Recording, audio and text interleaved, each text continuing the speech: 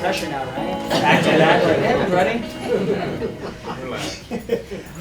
So after Coach Cambrell called me and he sneak attacked me, so he invited me here today, and I thought it was perfect because I finally got to thank all of y'all to your faces, because I've seen a lot of people since I've been back, but it is very difficult to get to everybody. So here it is. Let me back up a little though.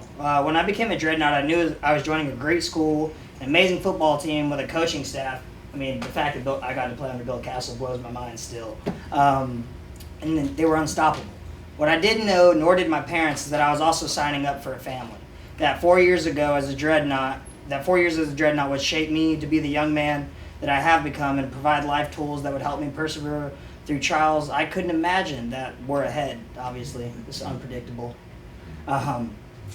But whether it be rigorous academics or striving to start on a national ranked football team with, let's just say, not the ideal set of genetics, or struggling to cut 18 pounds so I could qualify for the Polk County Duels. But no matter what, the Dreadnaught family was always behind me. The belief that the impossible could be possible was learned here and helped me through everything in countless ways.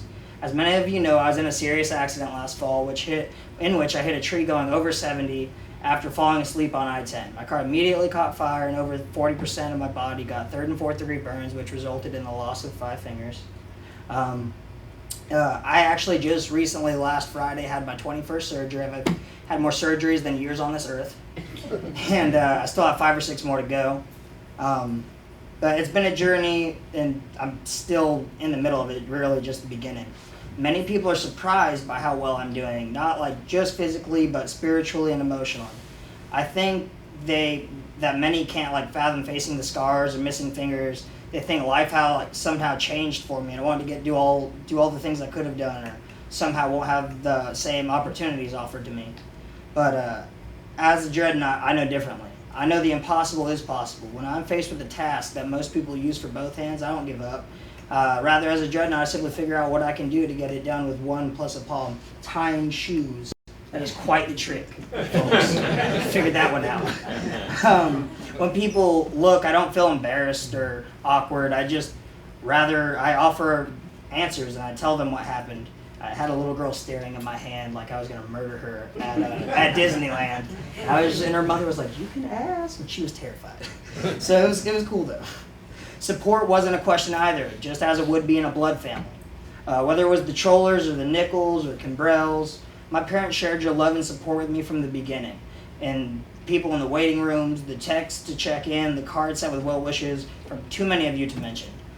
Prayers offered up and given, and of course the Forrest 5K, which I can't even begin to express the gratitude for that. They say we are all a product of our environment. For myself and my family, this could never be more true.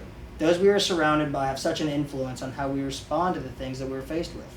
You have each been a huge part of my journey in recovery. For moments when I was first coming out of my coma and my parents showing me a poster made by all my family at LHS, which I was very upset with her when she took it down as I was coming out of my coma.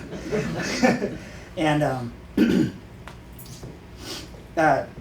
so to read all the cards that were sent to the ICU before I was transferred to the burn unit, to seeing everyone's face for the first time arriving or on FaceTime, that was awesome. My cousin FaceTimed me, and so she walked around with her iPhone, and I got to say hello to most of the people. It was great, and I can't. That happiness was too much. I couldn't do it.